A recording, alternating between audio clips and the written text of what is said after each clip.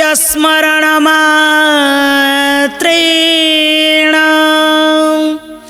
ज्ञानमुत्पाद्यते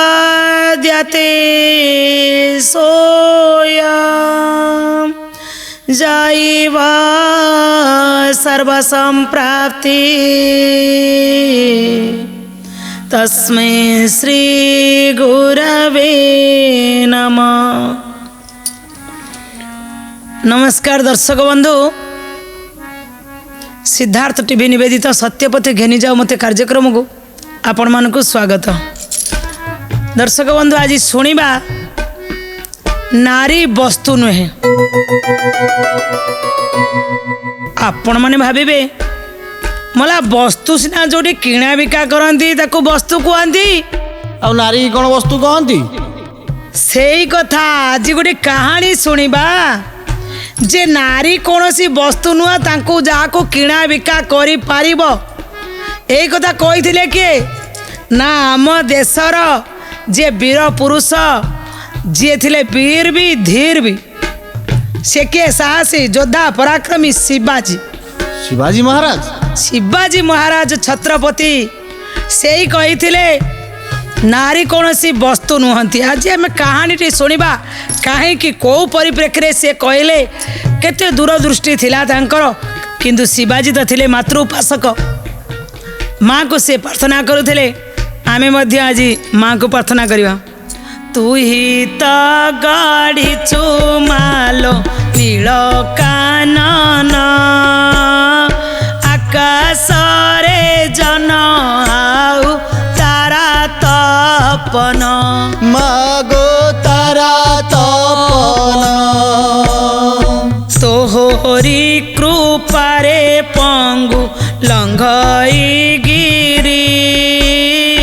अंधे चक्षु देई सुनु सबु गुहारी मागो सबु गुहारी मागो सबु गुहारी मागो सबु गुहारी। जो शिवाजी महाराज मातृ उपासक थिले, जीवनटा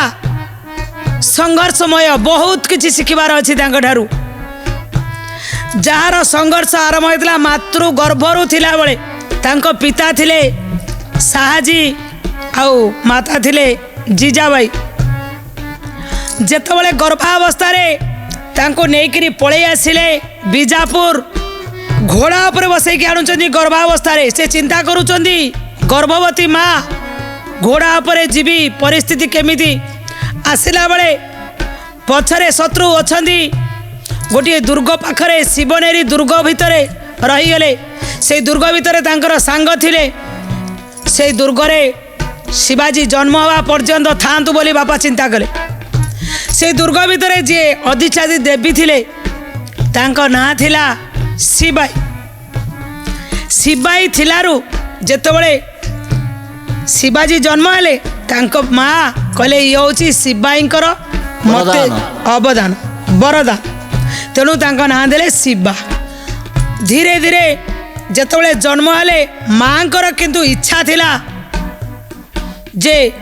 मुआको छत्रपति करी, मुआको सुर करी, मुआको वीर करी, मुआको साहसी करी, मुआको योद्धा करी गढ़ी तोली। छोट बेल ठारू कांधरे पकेले बड़ बड़ मुनु ऋषिंग मानक कथा कहूथिले, देश भक्तर गाथा गाउथिले। कहूथिले ए कथा जदि छोट बेल ठारू ता भितरे मु पोती देवी ताले धीरे धीरे ये भविष्य रे सेया ही जानिबो। ता भितरे एमिति भरी रखुथिले।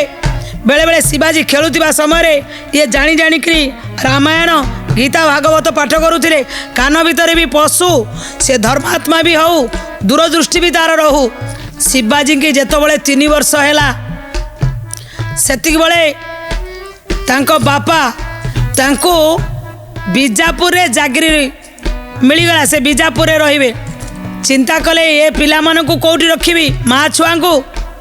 पुणे पठेई देबी। से पुनारे अछंती दादाजी कोणदेव, केवल से जड़े देशभक्त आउ दूरदर्शी मध्य। कोणदेव को कहले माँ आउ पिला दुई जन को तुम पाखक पठाऊँ, तांकर सुरक्षा नब तांको दायित्वरे मनीष करिवो जेतबेले आनिकरी माँ आउ पुआ पहुँची गले कोणदेव जेहेतु दूरदर्शी थिले देशभक्ति थिले सी कौन कले ना शिवाजी को बारंबार अनौथिले तांको भीतरर प्रतिभा को देखुथिले तुलसी दुई पत्रु बासिला भली सी अनुभव करि पारुथिले एठी भागवत रे कहा जायछि जाचित आटई निर्मल से ज्ञान जग मध्य सार गोविंद गोविंद गोविंद पदु गळुछि मकरंद जाचित सुधि जेनु हई बुद्धि निर्मल हेब काहि गोविंद गोविंद गोविंद पदु गळुछि मकरंद कहले जार मन निर्मल चित्त शुद्ध सी सीना भल जिनिसटा को भल कर परखी पार जार मन चित्त शुद्ध नहीं से केमिति परखी पार कोणदेव किंतु देखिले पिलाटी भितरे किछि प्रतिभा अच्छी से ताको विकसित करिया को चाहिए मने मने संकल्प नेले मु कोणदेव चाहिए एई शिवा को काहेकि गोटे साहसी दक्ष राजा न करि पारिबी मु निश्चित करि पारिबी संकल्प नेली ताको साहसी करिबी ताको वीर करिबी माँ लगैथिले मंजी टिके टिके कहिथिले बड़ लोकक जीवनी कथा कांधरे पकईकरी ए दादाजी कोणदेव कौन कले ना तादरे खत टिके पानी टिके सबु देई चलिले विकसित कले दैनिक शिखेले खेलिबु कौन कहले आ तू धरे गोटे खंडा मु धरची गोटे खंडा खेल ता सहित युद्ध चालना शिखेले छोट बेलू छोट छोट घोड़ा पर बसे आसी गले कहले बस लगाम ध बेले बेले तांको जंगल को नहीं गले जेतबेले जंगल को नियंती दादाजी कौन करती नुची पड़ती कदी देखा ये भिरु हम डरिकी पलि आसब कहीं ना कही से चारिआडे देखे कुआडे गले दादाजी दादाजी न था निजे निजे खेले कहले साहसी केमिति हम 5-10 जन भितर गोटे संगठन करने तैयारी कले संगठन करे आउ सबु बेले पाखरे बसैले कहले ए हिंदुस्तान को एक छत्रवाद शासन हवापाई मु चाहूँगी तोरी भली गोटे हिंदू राजा साहसी वीर से राज्यर शासन करिवो मु या चाहूँगी तुम्हें न्याय दे पार दादाजी की कहले निश्चित चिंता करंतुनी धीरे धीरे समय गड़ी चलिला समय गड़ी चालू चालू दादाजी शिखेले लोक मानकर कल्याण करिया पाई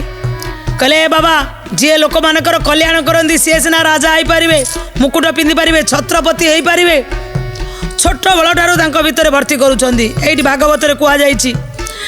जन कल्याण निमित्त कर्तव्य करिले संसारे गोविंद गोविंद गोविंद पदु गळुछि मकरंद अभीष्ट पूरण होइब ए मन आनंद लभिब गोविंद गोविंद गोविंद पदु गळुछि मकरंद लोक कल्याण पाई दादाजी कौन शिखेले धर्म आ देशर रक्षा करिया पाई तुमको महान हवा को पड़िबो तुमको लोक मानकर कल्याण करिया को पड़िबो ताको बस्ती की बारंबार पठाती लोक मानकर समस्या कौन अच्छी बुझिया को पठाती जाओ सी चाहती जे सबू लोकों सहित मिसी यही पहरु छोट छोट टोली गठन कर दियंती दादाजी 5 जनकर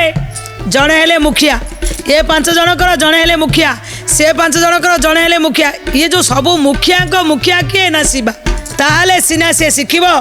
जे मते समस्त को चलेबा को हेले केमिति हबो धीरे धीरे शिवार भी से वृत्ति भल ज्ञान बढ़ी चलला जेतबेले 13-14 वर्ष हो गला बापा साहाजी पाखे खबर पहुँचला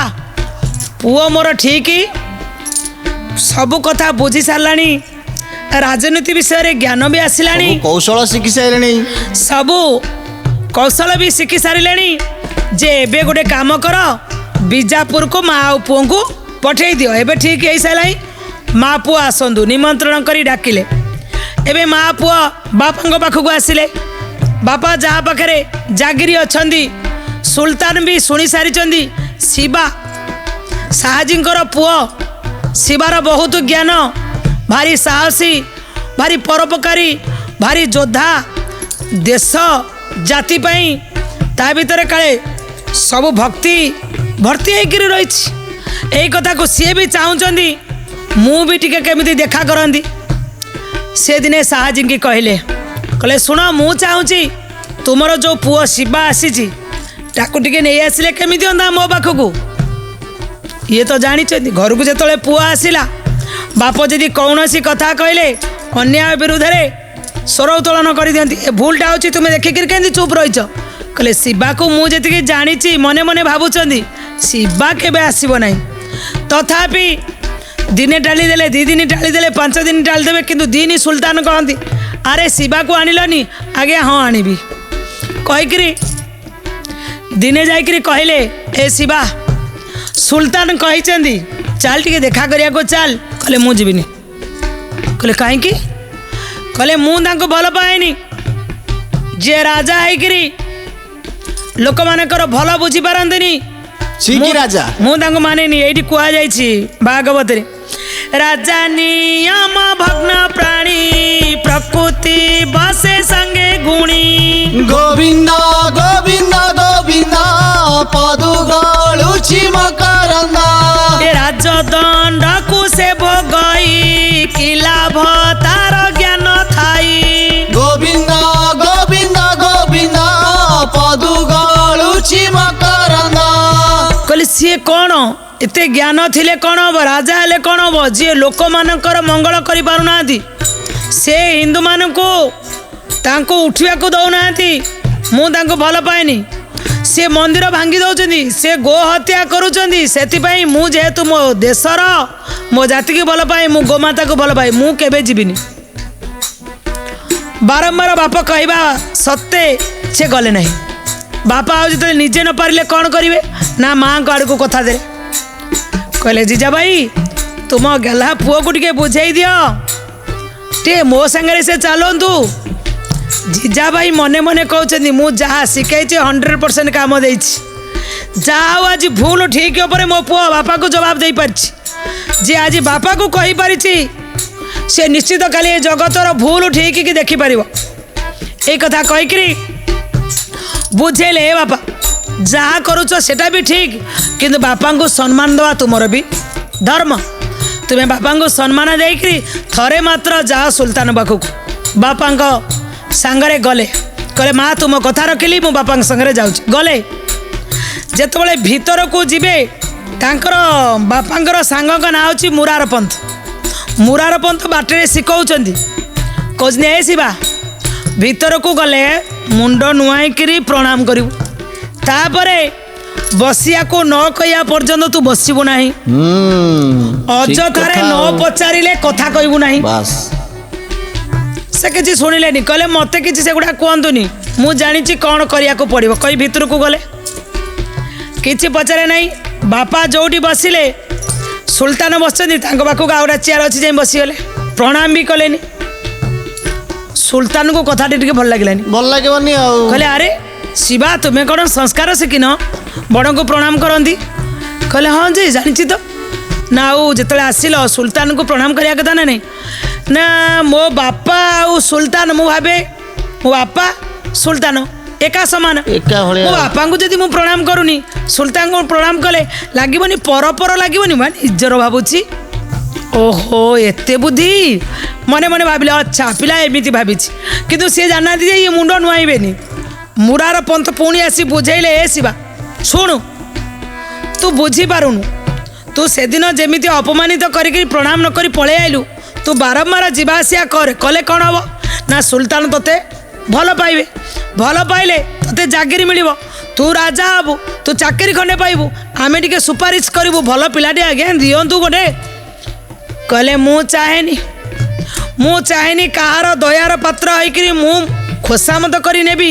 मो हाथ में बल थिबा पर्यंत मो बाहुरे मु सत्कर्म करी इनकम करी किंतु मु सेमिति काम करी नहीं किंतु से कौन कले युद्ध करवा आरंभ कले शिक्षा तो हो सारी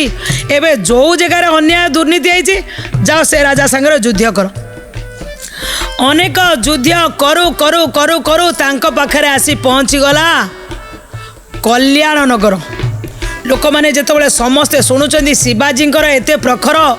साहस अच्छी ज्ञान अच्छी से वीर सी एत बढ़िया करी जय कर समस्ते कौल कौशल को खाली भूरी भूरी प्रशंसा करुँच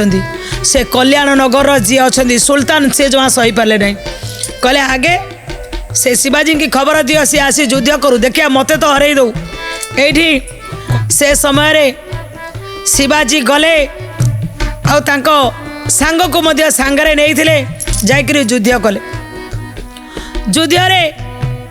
से कल्याण नगर वाला भी से दुर्ग को से अतिक्रम कले से माने भी हारी गले जेतोले हारी गले शिवाजी सिना पळे आसले तांको सांग साथी जे थिले सबो से राजकोषरु सबो जिनिस धरिकरी कहले आमे जितिलु माने दुर्ग रे जा अछि सबु आमर कारण आमे होछु विजयी सबु जिनिस ऊपर आमर अधिकार अछि सबु जिनिस सैन्य सामंत समस्ते नेकरी पळे आसिले सेठिकार जे सुल्तान थिले तांको मन भितर गोटे आसिला एई टोका ये जदि एतिकी वीर साहस देखौछि आर दुर्बल कले नारी सबु जगह दुर्बल कले जदि हेछि जी बेगम अच्छी जहाँ ना होछि गोहरबान कले गोहरबान को नहीं जाओ तांको विवाह करने दे दियो ना ताकू दियो कहीकि गोटे कौन कले ना पालिंगी भितर बसई ताकू साजसजा करी आंक पाखक पठेदे कहले देखा या देखी सारा पर आउ गोहरबान को भी शिखई जेतबले तो आड़ को आकृष्ट हो से पिलाटी तू ताकू एमिति बाट को नबू से जो तार साहस जो धैर्य जो वीर जो से देखा पुरुषार्थ सबको जमी तू तली तुलांत करू जेतबले आसिक पहुँची गले लोक मैंने आसी कहले आज्ञा आमे तो दुर्गर जेते हीरा नीला जहाँ पाइलु सबू धरी पलैलु कहले भल कल रखी दियो सबू ये जनकल्याण निमित्त लगे किसी चिंता करनी सबू तो यही देशर धन जी हड़प कर नहीं सब लोकों कल्याण लगे दियो कहले आज्ञा आ गोटे बढ़िया जिनस आनीचु ना कौन से जिनसटा कल्याण नगर लोक मैंने आपण गोटे भेटी पठे गोटे उपहार पठे कहले उपहारटा खोला जाऊ सी भी जानवे केमी कहले उपहारटा खोला जाऊ जिते उपहारटा खोलीदे देखिले सेठी गोटे नारी जड़े बसी कहले ये किए कहले से सुल्तानकर बीबी कहले ताकू कहीं आनी ना दुर्ग अतिक्रम कला परे जदि से जो राजा माने अच्छा जी जोटा को अतिक्रम करके जहाँ को विजय लाभ कला से इलाकार से जी राणी अच्छी सी अच्छी से तार भी कहले नारी कौन कहले नारी कौन गोटे वस्तु कहले नारी कौन गोटे वस्तु ताकू जी जहाँ को जीती गला ताकू देदेव कहले नारीर सम्मान होची संस्कृतिर उत्थान मु जो भारतर संस्कृति भीतर अच्छी ये संस्कृति अनुसार नारी की सम्मान दिया जाए तुम्हें आज पर्यंत मो सांगरे रहिल मो सांग साथी तुम समस्त को लेकर मुझे विजयर पताका उड़िला तार माने बुझी पार नहीं जड़े नारी की नहीं आसीच कहीकि ओह्लैकि गले से नारी पाखक गौर मान पाखक गले जाई नमस्कार टे करदे कहले तुम्हें केते सुंदर तुम्हें केते सुंदर अन्य माने जो माने थिले कहले एतिकी कहला ही तो सुंदर तांको लोक माने जे आइथिले माया रे भिजी जीवो कहले सेही समस्त को भीतर थिला कहले ये तो निश्चित माया रे एति कहिसेला सुंदर ये एते समय निरीक्षण करी अनैछि ये निश्चित जीव एठी माया रे खसी ठीक हबो किंतु एठी फसिबो हारी पांजीरु जिबे किंतु शिवाजी सेया नथिले छोट बळू तांको पूरा एकदम एमिति करा जाइछि कहउचंदी भागवत रे ए कर्म रे रत थांती होई लोक मानक शिक्षा पाई गोविंद गोविंद गोविंद पदु गळुछि मकरंद जे बुद्धि मंत साधु धीर तांक कार्य श्रेष्ठ तर गोविंद गोविंद गोविंद पदु गळुछि मकरंद करे जहार बुद्धि अछि सी केमिति निर्बुद्धिया काम करिवो तांकर बुद्धि निहाती श्रेष्ठ सी अने अने अने अने किसी समय पर कहले भगवान तुम केते सुंदर करी गढ़ी पूरा बहुत सुंदर जदि सतरे मो माँ एतिकी सुंदर होता मु भी सेतिकी सुंदर होता हे माँ ଯତ୍ର ନାର୍ଯ୍ୟେଷୁ ପୂଜ୍ୟନ୍ତେ ରମନ୍ତେ ତତ୍ର ଦେବତା। ଯୋଉଠି ନାରୀମାନଙ୍କୁ ପୂଜା କରାଯାଏ ସେଇଠି ଦେବତାମାନଙ୍କର ନିବାସ ସ୍ଥାନ ଥାଏ। କଥାରେ ଅଛି ଯାହା ଅଛି ଭାରତେ ତାହା ଅଛି ମୋରତେ। ଏଇଠି କୁହାଯାଉଛି ସେ ଯେତେବେଳେ ମା ପାଖରେ ପହଞ୍ଚି ଗଲେ ତାକୁ ସମ୍ମାନ ଦେଲେ, କହିଲେ ନାରୀ ସବୁବେଳେ ନମସ୍ୟ ପୂଜ୍ୟ, ତାଙ୍କୁ ସମ୍ମାନ ଦିଆଯାଏ। ମୋ ମା ମୋତେ ଛୋଟବେଳ ଠାରୁ ଶିଖେଇଛନ୍ତି ଯୋଉଠି ନାରୀ ଏମିତି କୌଣସି ବସ୍ତୁ ନୁହଁ ବା ନାରୀ କି କୌଣସି ଖର୍ଦ୍ଦି ବିକ୍ରି କରାଯାଏନି, ପର ନାରୀ ପ୍ରତି ବାସନାତ୍ମକ ଭାବନା ରଖାଯାଏନି। କହିଲେ ନାରୀ କି ସମ୍ମାନ ଦେଲେ এই ଭାରତର ସଂସ୍କୃତିର ପରମ୍ପରା ଏ ନାରୀ କି ଯୁଗେ ଯୁଗେ ମହାନ କରି ଗଢ଼ି ତୋଳିଛି। ତମକୁ ପ୍ରଣାମ। ଯେତେବେଳେ ଗୋହରମାନେ ଏତିକି କଥା ଶୁଣିଦେଲେ ଓହ୍ଲେଇ ପଡ଼ିଲେ ସେ ପାଲିଙ୍କିରୁ, କହିଲେ ସେଇ କଲ୍ୟାଣ ନଗରର ମୋତେ ସୁଲତାନ ନିଜେ କହିଥିଲେ ଯେ ତୁମେ ଯାଇ ସେଇ ପିଲାର ଅହଙ୍କାରକୁ ତାକୁ ଦମନ କରିବ, ତାକୁ ତଳକୁ କରିବ। ଆରେ ମୁଁ ତ କହୁଛି ଯିଏ ପର ନାରୀ କି ଶତ୍ରୁ ପକ୍ଷର ନାରୀ କି ଏତିକି ସମ୍ମାନ ଦେଇପାରେ, ଯୁଗେ ଯୁଗେ ତୁମର ଯଶ ରହିବ। ଯୁଗେ ଯୁଗେ ଲୋକ କହିବେ ଯେ ଛତ୍ରପତି ଶିବାଜୀ ନାରୀ କି ସମ୍ମାନ ଦେବାକୁ ଯାଇଛି, ନାରୀ କେବେ ବସ୍ତୁ ନୁହଁ। ଏଇଠି ସମସ୍ତେ ଅନେଇଛନ୍ତି। ଏଇ ଭାଗବତରେ କୁହାଯାଇଛି ଯେଣୁ ସେ ଅହଙ୍କାରହୀନ ତେଣୁ ସେ ନୁହେଁ କା ଅଧୀନ। ଗୋବିନ୍ଦ ଗୋବିନ୍ଦ ଗୋବିନ୍ଦ ପଦୁ ଗଳୁଛି ମକରନ୍ଦ। ବିଧି ନିଷେଧ କର୍ମ ଫଳେ ନିଶ୍ଚିନ୍ତେ ରହି ନିର୍ମଳେ। ଗୋବିନ୍ଦ ଗୋବିନ୍ଦ ଗୋବିନ୍ଦ ପଦୁ ଗଳୁଛି ମକରନ୍ଦ। ଯୋଉ ମା ମତେ ଶିଖେଇଛନ୍ତି ନାରୀ କି ସମ୍ମାନ ଦେବା ପାଇଁ, ଯଦି ମୋର ଯଦି ଅହଙ୍କାର ନାହିଁ, ମୁଁ ଯଦି ଲୋକମାନଙ୍କର ସେବା କରୁଛି, ମୁଁ ଯଦି କାହାର ଅଧୀନ ନୁହଁ, ତ ମୁଁ ପର ନାରୀ ପ୍ରତି କାହିଁକି ଖରାପ ଦୃଷ୍ଟି ଦେଖିବି? ତେଣୁ ହେ ମା ମୁଁ ତୁମକୁ କୋଟି କୋଟି ପ୍ରଣାମ କରୁଛି। ଏତିକି କହିସାରିଲା ପରେ ବାସ୍ ଗୋହରମାନ ଚାଲିଗଲେ। ଶସନମାନେ ନେଇଯାଅ ନାରୀ କି ତାଙ୍କ ଇଲାକାରେ ପହଞ୍ଚେଇକି ଆସିବ। ଆଉ ଭାରତୀୟ ସଂସ୍କୃତି ସଭ୍ୟତାର ଦ୍ୱାଇ ଦେଇକରି କହି ଆସିବ ଏ ଭାରତୀୟ ସଂସ୍କୃତି ନାରୀ କି ସମ୍ମାନ ଦିଏ, ନାରୀ କି ଦେବୀର ଆଖ୍ୟା ଦେଇଛି, ନାରୀ କି ମାଆର ଆଖ୍ୟା ଦେଇଛି, ନାରୀ କି ଗୋ ମାତା କୁହାଯାଇଛି, ଏ ନଦୀ କି ଗଙ୍ଗା ନଦୀ କୁହାଯାଇଛି, ଏ ଦେଶକୁ ଭାରତ ମାତା କୁହାଯାଇଛି। ଯଦି ସବୁ ମାଆକୁ ସମ୍ମାନ ଦେଉଛି, ନାରୀ କି ନିଶ୍ଚିତ ରୂପେ ଏ ଭାରତ ମାତାକୁ, ଏ ଭାରତର ମହିଷୀ ନାରୀମାନଙ୍କୁ ସମ୍ମାନ ଦେବା ଆମେ ଶିଖିଛୁ। ସେମାନେ ନେଇକରି ଛାଡ଼ି ଦେଇ ଆସିଲେ। ଦର୍ଶକ ବନ୍ଧୁ, ଶିବାଜୀଙ୍କର ଏଇ କଥା ଆମକୁ କ'ଣ ପ୍ରେରଣା ଦିଏ ନା ଆଜି ଆମେ ବାସନାତ୍ମକ ଭାବନା ରଖନ୍ତି ପର ନାରୀ ପ୍ରତି, କିନ୍ତୁ ରଖିବା ଉଚିତ ନୁହଁ। କାରଣ ଜଣେ ହେଉଛି ସ୍ତ୍ରୀ, ବାକି ସମସ୍ତେ ହେଉଛନ୍ତି ମା। ଏ ନାରୀ କେବେ ବସ୍ତୁ ନୁହଁ କି ନାରୀ କି କୌଣସି ଜାଗାରେ ମାନେ ଖର୍ଦ୍ଦି ବିକ୍ରି ବା ବ୍ୟବସାୟ କ୍ଷେତ୍ରରେ ଲଗେଇବେ ନାହିଁ। ଇଏ ଭାରତର ପରମ୍ପରା, ଭାରତର ସଂସ୍କୃତି, ଭାରତର ଐତିହ୍ୟ ଯେମିତି ତଳକୁ ଯିବାକୁ ଦେବା ନାହିଁ। ଆଜି ଆମେ ଏଇଆ ଶିଖିବା, ନାରୀ କେବେ ବସ୍ତୁ ନଥିଲା, ଆଜି ବି ନାହିଁ, କାଲି ବି ରହିବ ନାହିଁ। ଯୁଗେ ଯୁଗେ ନାରୀ କି ସମ୍ମାନ ଦେଇଛନ୍ତି। ସେ ଘରର ଗୃହଲକ୍ଷ୍ମୀ, ସେ ନିଶ୍ଚିତ ରୂପେ ମହାନ। ଆଜି ପାଇଁ ଏ କାହାଣୀକି ଏଇଠି ରଖୁଛୁ। ଆମେ ପୁଣି ଆସିବୁ ନୂଆ ଏକ କାହାଣୀ ସହିତ। ସେ ପର୍ଯ୍ୟନ୍ତ ବିଦାୟ ଦିଅନ୍ତୁ। ରହୁଛୁ। ନମସ୍କାର। ଜୟ ଜଗନ୍ନାଥ।